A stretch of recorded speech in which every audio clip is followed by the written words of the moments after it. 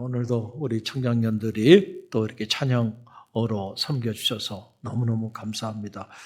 우리 장정현 권사님, 그 중고등부 선생님이세요. 그래가지고 또 이렇게 사업도 하고 분주하고 바쁜데 시간을 내서 이렇게 또 1박 2일로 청소년들을 섬겨주는 모습을 보니까 참 감동이 됐고, 그래서 금요일 날은 특별히 이제 찬양팀들 많은 사람들이 또 그쪽으로 갔기 때문에 누가 또 피아노 반주를 할까 그리고 염려하면서 들어왔는데 보니까 아내 되는 또 우리 집사님이 이렇게 또 금요일 날 와서 앉아 있더라고요.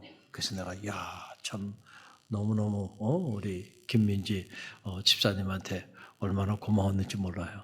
할렐루야.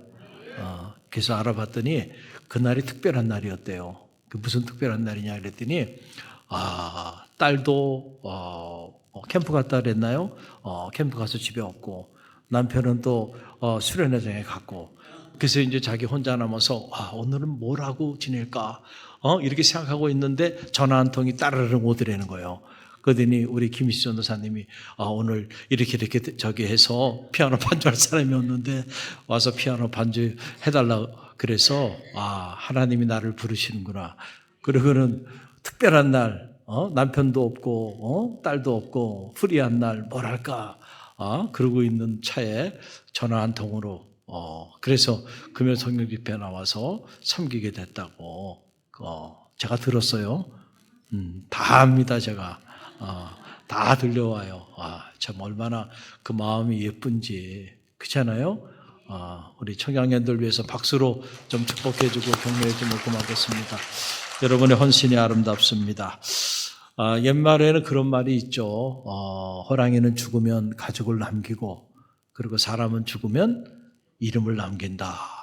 이런 말이 있어요. 그래서 그런지 우리가 살면서 참 내 이름 석자가 참 중요하죠. 내 이름이 어디에 어떤 모습으로 흔적을 남기게 되는가라고 하는 것은 너무너무 중요해요. 제가 자랑하는 건 아니고 얼마 전에 저희 사랑하는 애 제자가 이렇게 이제 학위를 받고 또 대학에 가서 이제 교편을 잡고 사역을 하게 됐는데 그 얼마 전에 그 사진을 한 장 카톡으로 이렇게 그 메시지와 함께 보냈어요. 그래서 보니까 내 이름이 저기 있더라고요. 그래서 저도 몰랐어요. 제 이름이 저 대학 본부에 저 이름이 있는데 저 이름이 왜 저기에 저렇게 올라갔나 했더니 알고 보니까 그 대학 본부와 대학 교회를 건립할 때 헌신했던 교수님들의 이름을 대학 본부에 저렇게 새겨가지고 저렇게 붙여놨대요. 저도 저걸 보지는 못했어요. 소식도 못 들었는데, 근데 이제 제자가 가서 사역을 하면서 그걸 딱 이렇게 보니까 우리 존경하는 선생님 이름이 저기 있으니까 자랑스러운 거야. 또 감사하기도 하고 그 사진을 찍어가지고 저한테 저걸 보내왔더라고요. 제가 그때 알았어. 그래서 그래도 흔적을 남겼구나. 할렐루야. 네, 부끄러운 흔적을 남기지 않고 저 대학이 사라지기 전까지는 대학 본부에 저 이름이 저렇게 붙어 있을 거란 말이에요. 할렐루야.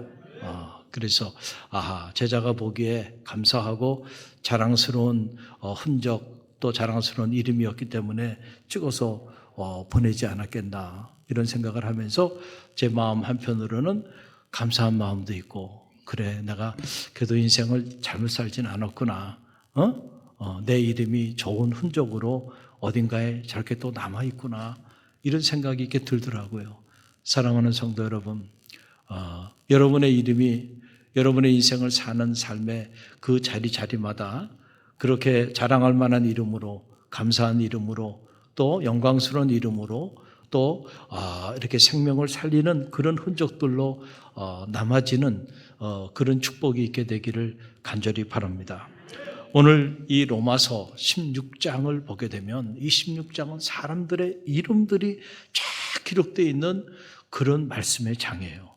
그래서 제가 오늘 이름에 대한 얘기를 여러분에게 이렇게 말씀을 드리는 거예요. 제가 직접 어떤 이름들인지 도대체 몇 사람의 이름이 이곳에 기록되어 있는지 이렇게 기록을 보면 숫자가 다 달라요. 그래서 제가 다시 한번 일일이 언더라인을 치면서 도대체 몇 명의 이름이 이 로마서 16장에 기록되어 있는지를 제가 조사를 다 해봤어요. 일일이 해보니까 총 몇 명의 이름이 나오냐면은 정확하게 그 이름이 기록된 사람들의 숫자는 34명이에요. 34명. 여러분 놀라지도 않아요. 34명의 이름이 그대로 기록되어 있고 그 외에 정확히 이름이 기록되지 않았지만은 예를 들어서 누구의 권속에게 문안하라, 누구의 가족 중 주 안에 있는 자들에게 문안하라, 또 그들과 함께 있는 형제들에게 문안하라. 이렇게 해서 이름은 나오지 않았지만은 그 언급된 가족 중에 주 안에 있는 사람들, 또 어느 권속에 속한 사람들, 그리고 그들과 함께 있는 형제들, 이런 사람들까지 다 포함한다면 훨씬 더 많은 사람들이 사도 바울과 함께 했었구나. 그 사도 바울이 이 귀한 사역을 감당하면서 자기와 함께 했던 동역자죠. 그러니까 믿음의 동역자, 복음의 동역자, 그 평신도 동역자들, 정말 사도 바울이 가슴에 새기고 하나님의 말씀의 책에 아예 기록으로 남기고 싶은 그런 평신도 동역자들이 사도 바울 주변에 이렇게 많이 있었구나. 할렐루야. 그런 걸 보면서 많은 생각이 밀려와요. 하나님의 일은 절대로 혼자 하는 게 아니야. 하나님의 일은 함께 하는 거구나.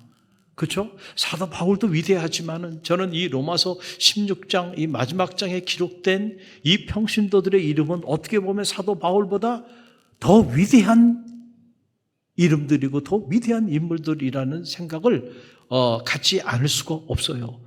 그 한 분 한 분들이 어떻게 사도 바울의 이 복음 사역에 동역자로 함께 했는가를 보면 참 감동의 물결이 밀려온다라고 하는 그런 이야기입니다. 자, 그 첫 번째로 기록된 인물이 바로 베베라고 하는 여인이에요. 누구라고요? 베베. 이 이름을 기억하십시오. 베베라는 여인이에요. 그게 16장 1절에 이렇게 기록하고 있죠. 우리 함께 읽어봅니다. 내가 갱그리아 교회 일꾼으로 있는 자매 베베를 너희에게 추천하노니 그랬어요. 이 갱그리아라고 하는 것은 고린도 동쪽에 있는 항구 도시입니다. 무역과 상업이 당시 대단히 발달했고 이방인과 유대인이 함께 모여 사는 그 당시 국제 도시의 갱그리아예요. 그 갱그리아에 갱그리아 교회가 세워졌고 이 갱그리아 교회에 대단히 영향력이 있는 핵심적인 평신도 지도자가 있었는데 그 사람의 이름이 누구냐면 베베라고 하는 여인이에요. 지금 그 베베라고 하는 여인에 대한 얘기를 하는데 이 베베라고 하는 여인에 대한 얘기를 하면서 갱그리아 교회의 일꾼으로 있는 자매 베베 이렇게 표현한 거예요. 그러니까 갱그리아 교회에 그냥 멤버십을 가지고 있는 사람이 아니고 일꾼으로 있는 베베. 일꾼이라는 말이 헬라어로 디아코노스라고 하는 말이에요.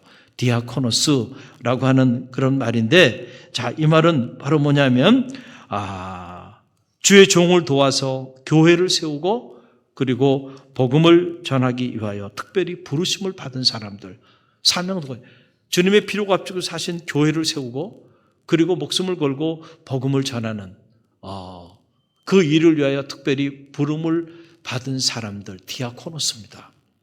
그들이 일꾼이에요. 할렐루야. 예수 그리스도의 일꾼, 디아코노스. 지금으로 말하면은 어떤 분들이에요? 오늘 이 자리에 계신 분들, 여러분들이 다 디아코노스예요. 여기 보면 집사님, 권사님, 장로님 이런 분들은 평범한 사람들이 아니야. 특별히 주님의 피로 값주고 사신 교회를 세우고 그리고 온 만방에 복음을 전하게 하기 위해서 특별히 선택받고 부르심을 입어 세움을 입은 사람들 바로 여러분들입니다. 여러분들이 디아코노스라고 하는 거예요. 그러니까 우리는 말하면 임원들이죠. 그러니까 집사님, 그럼 집사라는 말이 한자어로 맡을 집자, 일사자. 내게 맡겨진 그 일을 감당하며 나가는 사람, 그 사람을 우리가 집사라고 말하고 그래서 7 집사를 초대교회 때 세운 거죠. 그 스테반 같은 사람은 이 맡겨진 이 복음의 사명을 위해서 최초의 순교의 피를 흘리기까지 그 사명을 감당했어. 할렐루야. 초대교회 역사는 집사님을 통해서 나타난 거예요. 사도도 아니에요. 평신도의 그 순교의 피를 통해서 초대교회 역사가 시작됐다는 것을 우리는 알아야 돼요. 여러분, 권사란 말을 한문으로 말하면 권할권자의 스승사자입니다. 그러니까 권사님은 권하는 사람이야. 그냥 권하는 게 아니고 위로하고 격려하고 사람을 세워주고 눈물로 기도로 그리고 영적으로 그들을 가르치는 사람. 스승이에요. 영적인 스승. 이게 권사님이에요. 그러니까 권사님은 신방을 받는 사람이 아니고 이제는 신방을 하는 사람들이야. 누군가 낙심한 사람이 있으면 권사님은 그 낙심한 사람을 찾아가서 그 사람을 권면하고 위로하고 세워주는 사람이 누구예요? 권사님이야. 권사님은 주의 종의 지도 아래서 목장도 인도하고 기도에도 인도하고 그 영적인 리더의 역할을 감당하는 영적인 스승. 이게 누구예요? 권사님이야. 이 자리에 지금 권사님들이 수두룩해요. 여러분이 그런 사람들이라니까요. 할렐루야. 내가 어떤 사람인가를 아는 것 대단히 중요해요. 이걸 자화상이라 그러잖아요. 내가 어떤 사람인가라고 하는 것에 대한 이해가 곧 나의 삶을 결정합니다. 할렐루야.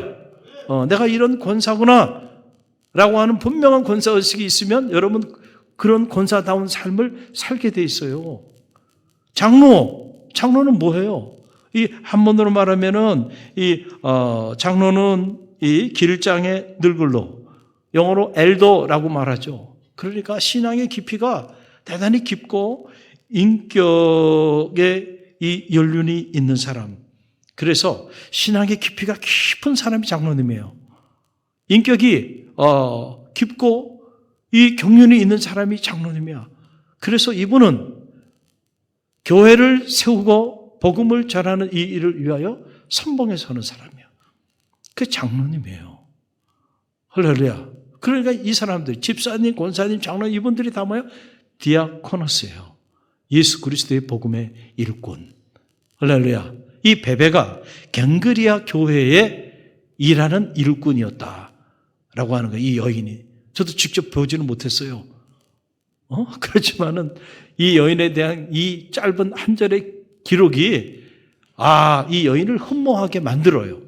그럼 이 갱그리아 교회에서 디아코노스로 불렸던 이 베베라고 하는 여인이 실제로 어떤 인물이었는가, 어떤 일을 했는가?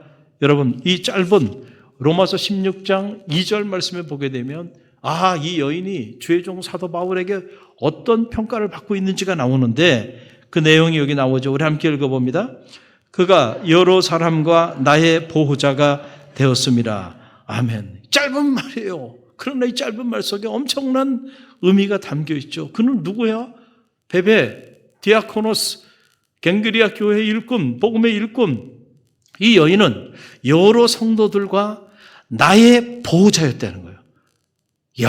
이건 엄청난 얘기를 지금 하고 있는 거예요. 사도 바울이 지금 이 베베에 대하여 로마 교회의 그녀를 추천하면서 사도 바울의 이 베베에 관해서 하는 말이에요.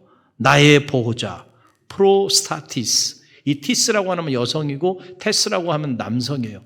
프로스타티스, 프로스타테스 이렇게 말하는데 이 베베는 여인이니까 프로스타티스라고 말하는데 이 프로스타티스라고 하는 말 당시 헬라와 로마 사회 안에서는 꽤 그 사회적 위치가 있는 사람을 말하는 거예요. 그래서 법적인 보호자, 후견자 그리고 경제적인 보증인, 어떤 사회적인 대변인 이런 위치에 있는 사람을 프로스타티스 혹은 프로스타테스라고 이렇게 말을 했는데 여러 성도들과 나의 보호자 베베가 프로스타티스가 되었던 여인이다라고 하는 거예요. 그래서 베베는 갱그리아 교회와 사도 바울의 경제적인 후원자였습니다. 그래서 당시 이 갱그리아가 상업과 무역의 중심지, 국제도시라고 그랬잖아요. 그러다 보니까 이 베베가 아무래도 상업이나 무역의 일을 감당해서 경제적으로 부유한 위치에 있었던 여인이었으면 틀림이 없어요. 그래서 교회 재정을 책임졌고 그리고 사도 바울의 이 선교적 활동을 경제적으로 후원했던 여인이 누구냐면 베베예요. 그래서 사도 바울이 복음을 전하기 위하여 체류하는 그 체류 비용, 선교 여행 그 일정 그 모든 비용들을 이 베베가 다 후원했던 경제적 후원자였다라고 하는 거예요. 또 베베는 갱그리아 교회 성도들과 사도 바울을 법적으로 대변해 줬던 그런 여인이에요. 당신은 이게 박해 상황이었기 때문에 이 복음을 전하는 일 때문에 사도 바울이 이런저런 갈등에 휩싸이고 때로는 법정에 서기도 하고 어려움들을 많이 갖게 되었는데 그런 분쟁이나 고발이 일어났을 때 이 베베, 프로스타티스가 된 이 베베가 이제 지역 유지들과 사도 바울 사이에서 지역 유지들과 성도들 사이에서 대변인의 역할들을 한 겁니다. 또 때로는 법정에서도 법적으로 그들을 변호하고 그들을 보호하는 이런 역할들을 이 베베라고 하는 여인이 행했다라고 하는 그런 사실이에요. 또 무엇보다 베베는 든든한 중보자가 됐다는 거예요. 여러 성도들의 중보자가 되고 그리고 무엇보다 사도 바울의 기도의 중보자, 영적인 중보자. 할렐루야. 깨어서 여러 성도들을 위하여 기도하고 그리고 사도 바울을 위하여 깨어 기도하는 그런 기도의 중보자. 바로 베베, 이 프로스타티스였다라고 하는 그런 얘기예요. 또 이 베베는 이 프로스타티스라고 하는 말의 의미는 또 하나 뭐냐면 어머니 같은 보호자라는 거예요. 어머니 같은 보호자.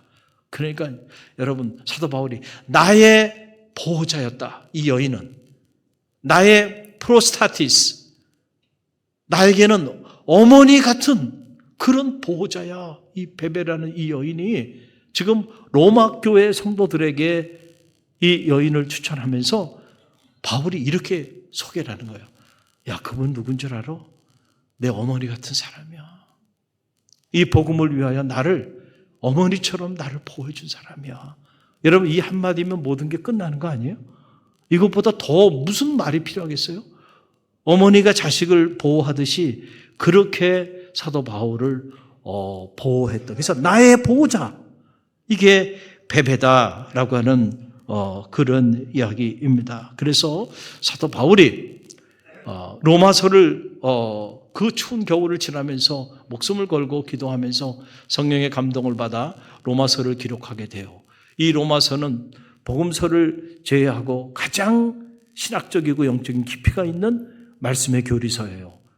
이런 엄청난 말씀을 기록했는데 지금은 이렇게 인쇄술도 발달하고 문명이 발달해서 이렇게 얇은 종이에 인쇄를 해서 성경 66권을 우리가 이렇게 쉽게 가져다닐 수 있지만 당시에는 인쇄술도 발달되어 있지 않고 지금처럼 이렇게 문명이 발달하지 않았기 때문에 여러분 두루마리에 이 로마서 16장을 일일이 다 기록을 했단 말이에요. 그래가지고 로마서 16장이 이렇게 호주머니에 넣거나 손으로 그냥 이렇게 들고 다닐 수 있는 그 정도가 아니에요. 분량이 대단히 컸단 말이에요. 그런데 이 사도 바울이 이거를 이 베베라고 하는 여인에게 직접 주면서 베베라는 여인에게 이 주옥 같은 놀라운 생명의 말씀의 책을 로마 교회에 직접 전달하도록 맡겼다는 거예요. 여러분 아무한테나 맡길 수 있는 게 아니야. 그리고 맡겼다고 해서 그냥 제가 가져가겠습니다. 아무나 그럴 수 있는 게 아니야. 왜 그럴까요? 여러분 저걸 생각해 보면 알아요. 자, 우리가 독립운동할 때 독립자금 전달하죠. 독립 중요한 문서들 전달하죠. 서신들 전달하죠. 여러분 그 목숨을 걸고 하는 일이에요. 발각되게 되면 어떻게 돼요? 그냥 사형장의 이슬로 사라지는 거야. 당시도 마찬가지예요. 아주 극심한 박해 상황입니다. 이런 상황 속에서 이런 말씀의 책을 가지고 이제 로마로 가서 로마에 교우들에게 전달해야 돼. 그 사이에 그 전달하는 과정 속에서 얼마나 많은 위험이 도사리고 있는지, 얼마나 많은 어려움들이 있겠어요? 그런데 그거를 사도 바울이 주저하지 않고 그 베베라는 여인에게 당신이 이걸 좀 전달했으면 좋겠다. 그리고 베베는 목숨을 걸고 이 주옥 같은 로마서를 로마 교회에 전달해요. 합니다. 할렐루야. 그래서 오늘 우리가 이 로마서의 말씀을 읽고 있는 거야. 할렐루야. 그러니까 베베는 사도 바울에게 이와 같은 이 정도의 신뢰관계가 있었던 그런 복음의 동역자였다라고 하는 그런 사실이에요. 그래서 사도 바울이 이 로마서 16장 로마서를 마감하면서 자신과 함께 동역했던 정말 잊을 수 없는 평신도 동역자들 그들의 이름을 로마서 16장에 다 기록으로 남기고 싶었던 거예요. 그래서 그 이름을 34명의 이름들이 정확히 기록이 되어 있고 그 외에 아마도 숫자를 센다 그러면 거의 한 50명 정도 되지 않을까 5, 60명 정도 이름이 나오지 않지만 그러나 형제들의 이름으로 또는 어느 집안의 가족의 이름으로 이런저런 이름으로 그 사람들까지 포함한다면 그렇게 많은 사람들을 사도 바울이 기억하고 싶었어요. 그래서 하나님의 말씀의 책에 그 이름을 그냥 새겨버린 거예요. 그러니까 여러분 천지가 사라져도요 하나님의 말씀은 1.1의 길에도 변함이 없는데 이들의 이름이 이렇게 영광스러운 이름으로 생명책에 기록이 된 거야. 할렐루야. 참 이런 거 보면 가슴이 뛰죠. 가슴이 뛰어. 그러면서 이제 사도 바울이 이 베베를 로마 교회 로마서를 전달하면서 로마 교회 교인들에게 이 여인에 대하여 너희가 이렇게 대우하라 라고 말을 해요. 그 내용이 이제 2절에 나오는데 자 2절 말씀 우리 다시 한번 함께 읽어봅니다. 너희는 주 안에서 성도들에게 합당한 예절로 그를 영접하고 무엇이든지 그에게 요긴한 바를 도와줄지니 이는 그가 여러 사람과 나의 보호자가 되었습니다. 아멘. 자, 베베에 대한 얘기를 하는 거예요. 너희가 성도의 모든 예절을 다해서 이 베베라는 여인을 내가 너희에게 보내니까 이 여인을 너희가 모든 예절을 다해서 성의 있게 이 여인을 대우하라는 거예요. 사도 바울이 이렇게 말하는 거예요. 그리고 여기서 끝나지 않아요.